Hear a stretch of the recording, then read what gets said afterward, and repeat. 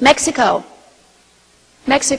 is going to be issuing ID cards, national ID cards to all of its citizens. India is going to be issuing 1.2 billion national ID cards to all of its citizens. Romania is issuing a national ID card to all of its citizens. You go down through the list and they're getting all the third world countries with hundreds of millions and billions of people in them. People who don't even have running water. And they're being issued high-tech identity documents, and all of their information is being placed into these enormous national databases. This is all part of a global system. All these ID cards, they're working towards the global ID. Angels are watching me. Angels are watching me. Hello, this is Randy Berth, and this is the Gospel Seed Sower program. Thank you for tuning in today. This message is about the mark of the beast. Is it literal? Is it symbolic? Or both? And this is part 3.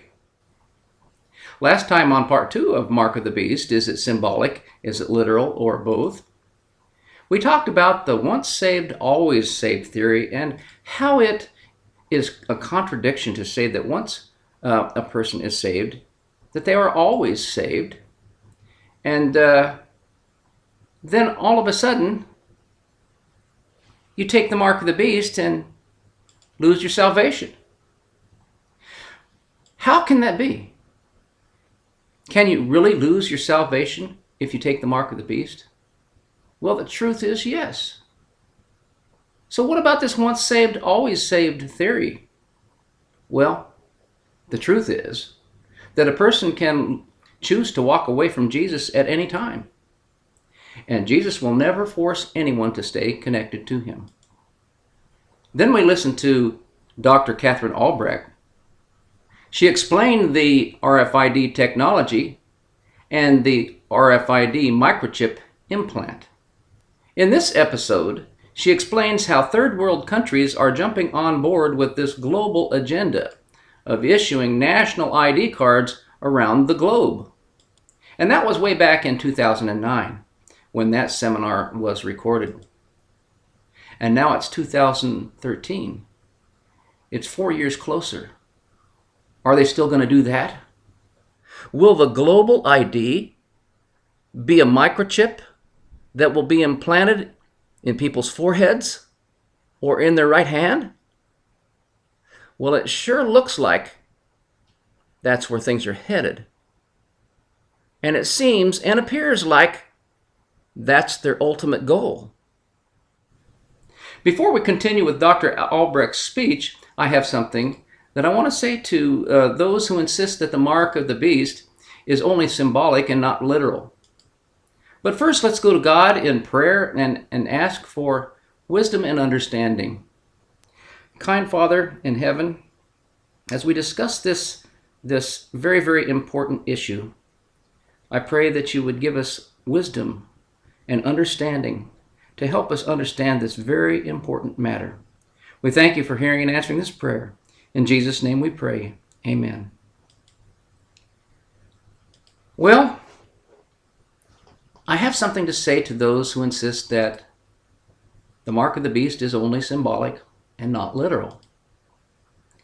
You could be setting yourself up to receive the mark of the beast. Well, listen to me very carefully. We're going to read Revelation chapter 13, verse 16 again. Verse 16. And he causeth all, both small and great, rich and poor, free and bond, to receive a mark in their right hand or in their foreheads. Verse 17. And that no man might buy or sell save he that had the mark or the name of the beast or the number of his name. Okay, verse 16 describes the mark of the beast. And it talks about where the mark of the beast will be placed in a person's body, in their right hand or in their forehead. The forehead is literal, and the right hand is literal. Verse 17 describes that it is a literal mark because without it, a person will not be able to buy or to sell. Buying and selling is a very literal matter, so the mark of the beast has to have a literal aspect to it. Get that clear in your mind. And the mark of the beast is also symbolic because it also represents worship. Now remember that the mark of the beast has a literal aspect to it because buying and selling are literal matters. We want to make sure that we get that very clear in our minds. Make sure that this is so clear because you don't want to be deceived. You don't want to deceive yourself. You don't want to deceive anyone else. And you don't want anyone else to deceive you into getting the mark of the beast. Because the consequences for receiving the mark of the beast will be very, very serious. So don't do that. Now let's take a close look at verse 17 again. It says, "And that no man might buy or sell save he that had the mark." Okay, you folks that like to say that because everything in prophecy is symbolic and not literal, I don't know where you got that idea, but it's talking about people. A man is literal. Verse 17 says that no man will be able to buy and sell without the mark of the beast. It's talking about buying and selling. That is literal. Verse 17 describes that it is a literal mark because without it, a person will not be able to buy or to sell. So don't be looking for a loophole to try to convince yourself that the mark of the beast is only symbolic and not literal. And furthermore, don't look to worship and say the mark of the beast is about worship and not about anything literal. If you are looking for a loophole so that you can accept the literal aspect of the mark of the beast to be able to buy and sell with, well, the only safe thing to do is to obey God rather than men. Don't fool yourself. Don't deceive yourself. And don't deceive others. Well, let's continue with Dr. Catherine Albrecht's speech on RFID technology.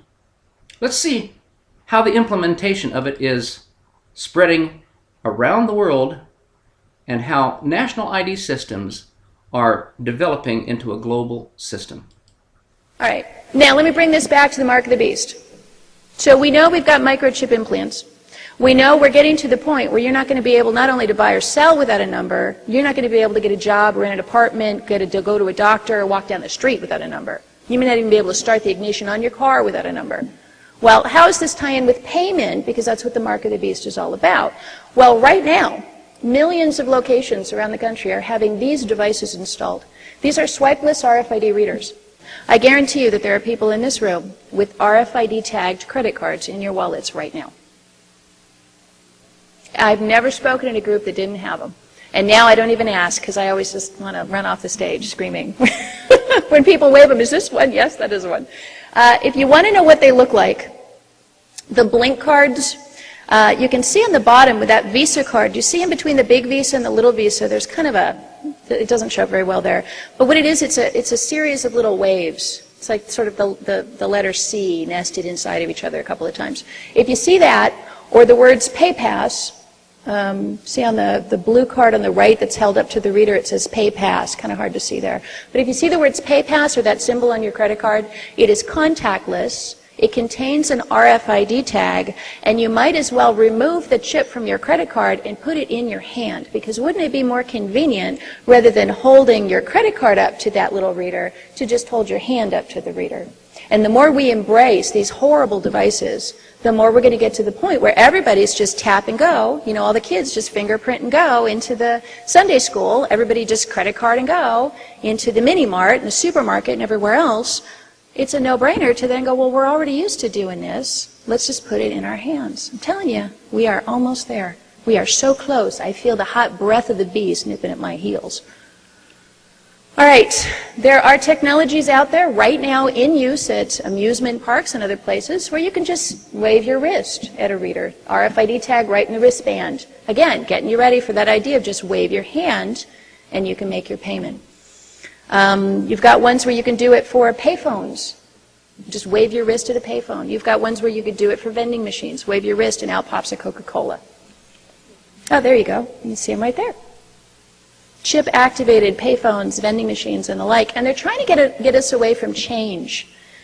The financial industry believes that we're wedded to coins for little purchases, soft drinks, a magazine, a $3 sandwich. So they're trying to get us to use these instant payment devices, wristbands or easy credit cards, to get us away from cash, because they very desperately want us to stop using cash. That's one of their stated goals. All right. How close are we to this happening? Let me tell you this. It's happening all over the world right now. China last year was the biggest RFID market on the globe. Not for product tagging, which is where they thought the market would be, but for human tagging. They issued over 1 billion RFID tags into nationally mandated, forced at gunpoint in tanks, and you know China's got those. They forced people to carry these remotely readable RFID tags that state your reproductive history, health history, you name it.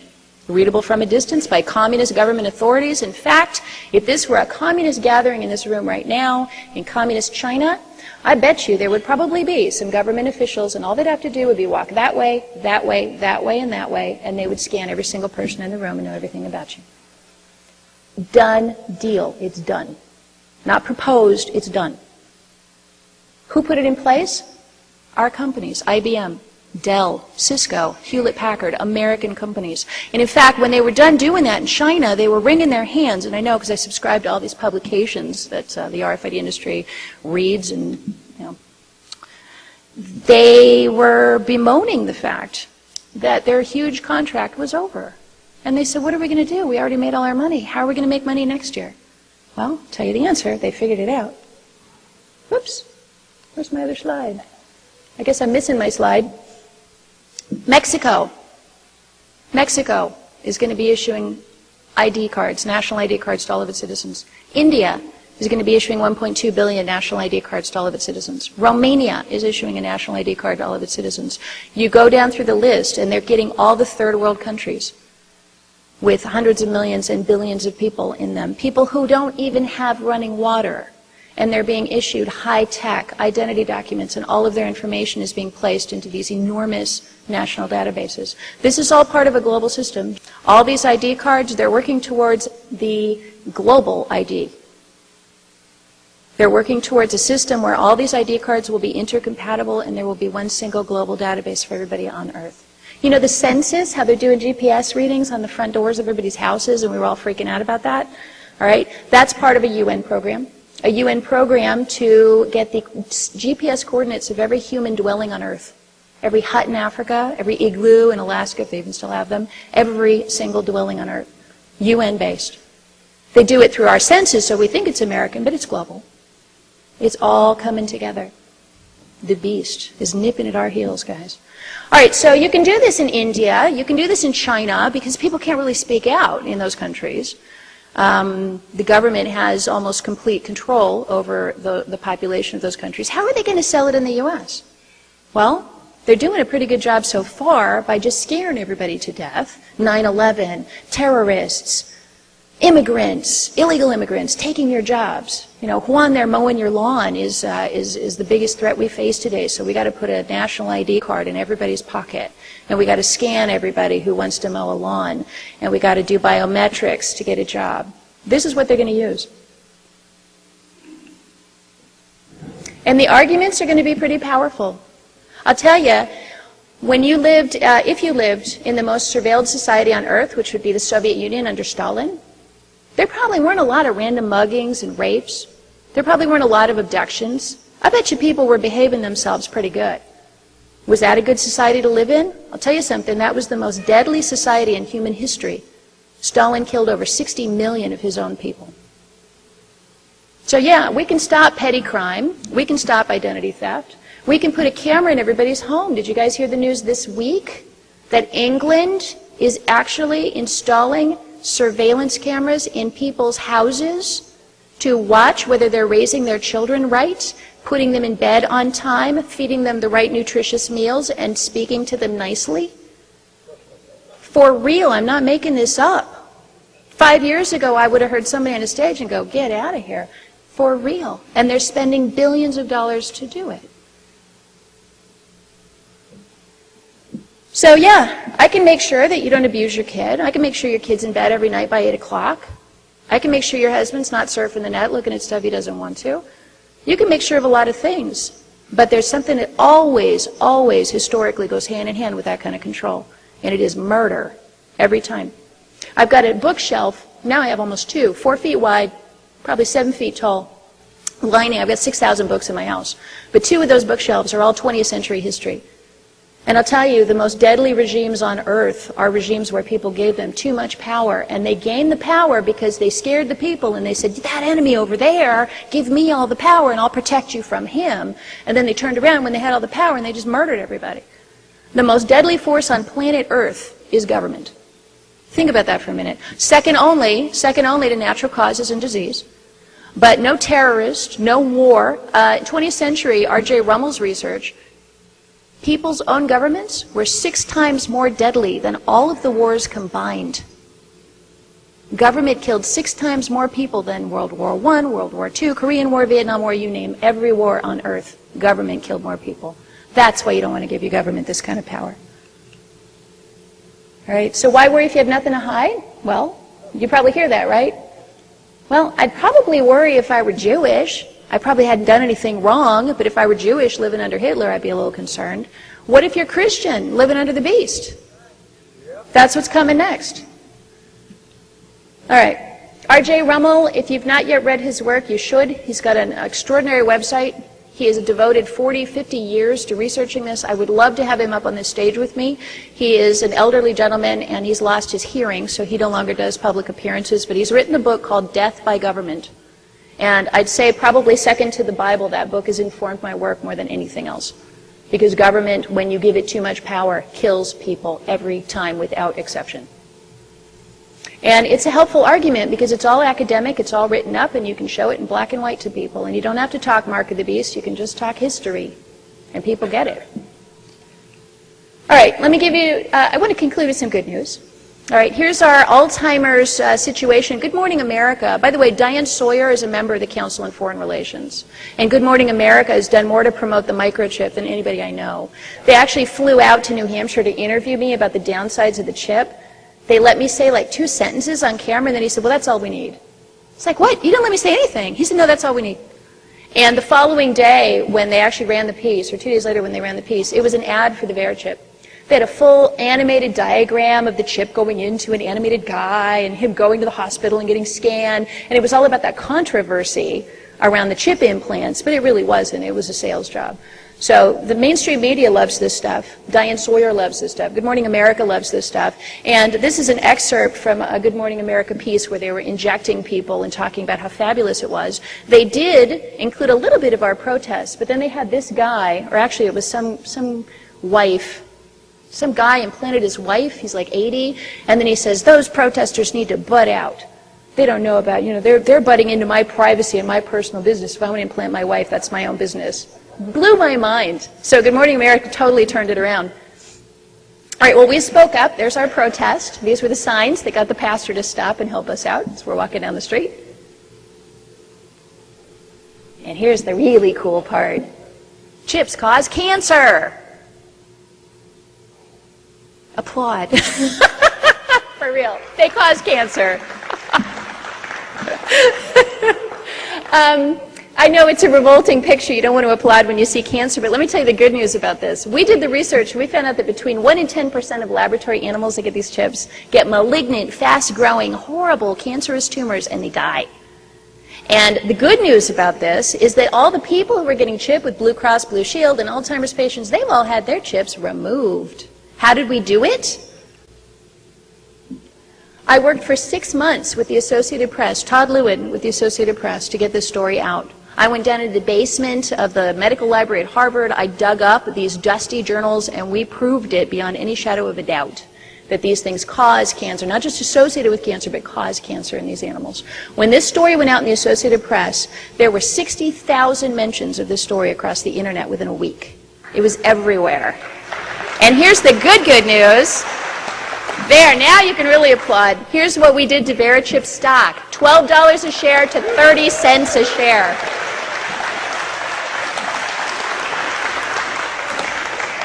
And that's an actual screen capture from their Yahoo stock page. Isn't that lovely, watching that little line just go straight down the tubes? So poor Scott Silverman, I guess maybe he had to, I don't know, hold off on that second yacht. But yeah, their stock value, 24 cents a share. They actually were at risk of being delisted and going onto the penny stocks on the pink sheets, because now nobody wants a microchip implant.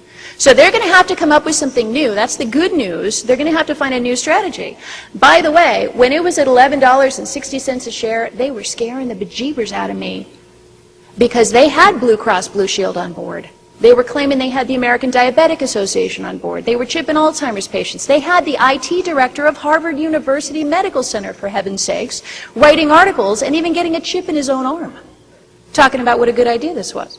So they were going full guns, you know, racing down the track, and this cancer thing just totally tripped them up. Thank goodness. So we bought some time, and now I want to conclude by asking you to take advantage of the time that we bought to help us out. All right, we've sounded the alarm. Right, Texas, we had 100 people turn out for a protest at Walmart there. Chicago, we had a bunch of people take off from work one day to protest the rollout of this whole system a couple years ago. New Hampshire, we protested all over the country against this. And now we need your help. We bought some time on those microchips. If you go to my website at antichips.com and you click on legislation, we've got a one-page bill. Plain English, couldn't be easier to understand. You don't have to be a lawyer, one page. It's called the Bodily Integrity Act, and it prohibits the use of microchips in people. Yes. And we want it introduced here in West Virginia, please, please, please. So if everybody in this room printed out one page, just a single page, put it in an envelope or walk into your state government office and give it to all your state government representatives, somebody will introduce it. They've been doing it all over the country. And if you need me to, I'll fly out here, I'll testify before your state legislature, I'll support your lawmakers, I'll do whatever it takes to get that passed in the state of West Virginia. Well, if you watched the last 3 episodes of this program, you would realize from hearing about Dr. Catherine Albrecht's research that there is a push towards getting America and the rest of the population of the world microchipped. Legislation keeps popping up in one form or another trying to bring in a national ID for the purpose of buying and selling, and a lot of other side issues. And there is talk of combining all forms of ID into one microchip that is implantable in the forehead or the right hand. So what literal form will the mark of the beast come in? Well, we need to keep our eyes and ears open and know what the main issue is behind the mark of the beast. Be sure to watch other videos in this series that discuss issues like who the beast is. You will need to know who the beast is so that you can recognize what his mark is. If you're listening on radio, be sure to go to YouTube and look for the Gospel Seed Sower channel. Look for Sealed for Eternity. And also look for Mark of the Beast, who is the beast. And look for Mark of the Beast, what is the mark? Now, will the literal aspect of the mark of the beast be an implantable RFID microchip that can be implanted in the forehead or in the right hand? Or will it be a national or global ID card with a microchip in it? Well, time will tell.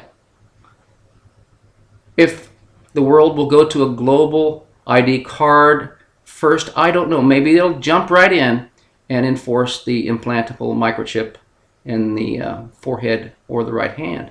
And make no mistake about this. The literal aspect of the mark of the beast will be the enforcement of an act of worship that will cause people to break one of God's 10 commandments. Which one? The 4th one that says to remember the Sabbath day to keep it holy. You see, the 4th commandment recognizes God as the creator of the heavens and the earth. And it's a sign between God and his people. A seal. When people settle into the Sabbath truth, they receive the seal of God in their foreheads. And the mark of the beast is the opposite of the seal of God. The mark of the beast is the enforcement of a false counterfeit, a counterfeit day of worship.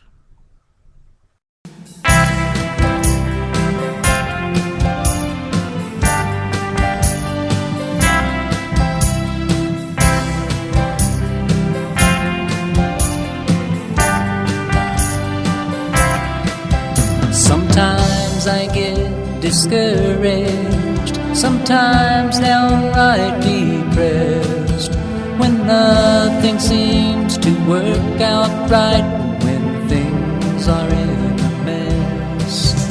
I lift my voice in praise to God, and then things start to seem okay. I know angels are joining in, 'cause they come to comfort me. Angels are watching me. Angels are watching me. Hi, this is Randy Berth. You can get a copy of my song called Angels Are Watching Me. It's on an audio CD called Songs from My Heart, the Weary Series, Volume Number 1. There are 2 more songs included in the CD album. One is called Lord of the Bible, and another one is called Weary. To get a copy, send a donation of $10 or more in U.S. funds to Randy Berth Ministries, Post Office Box 823, Holdridge, Nebraska 68949. Be sure to ask for the CD album by name, Songs from My Heart, the Weary Series, Volume Number 1. And send your donation of $10 or more in U.S. funds to Randy Berth Ministries, Post Office Box 823, Holdridge, Nebraska 68949. This offer is available to USA residents only, and donations to Randy Berth Ministries are not tax deductible. Wow, that's some very interesting information that Dr. Catherine Albrecht has found out. We need to know what the mark of the beast is. We need to know where this is headed. Be sure to watch the next episode of the Gospel Seed Sower program. It's called Mark of the Beast. Is it literal? Is it symbolic? Or both? Part 4. We're going to review Dr. Catherine Albrecht's speech, and we're going to take the Bible and try to connect the dots with what she says is going on in the world and with what the Bible has to say about the mark of the beast. Until next time, may God bless you, and may He send His angels to watch over you. I offer you my simple praise, my life to you I give. Please teach me how to live for you. Please be sure to be with us next time on the Gospel Seed Sower program as we continue this Mark of the Beast. Is it literal, symbolic, or both? With special guest, Dr. Catherine Albrecht. And don't forget, send a love gift to this ministry to support the Gospel Seed Sower program. Send it to Randy Berth Ministries, Post Office Box 823, Holdridge, Nebraska 68949. God bless you, and you have a good week.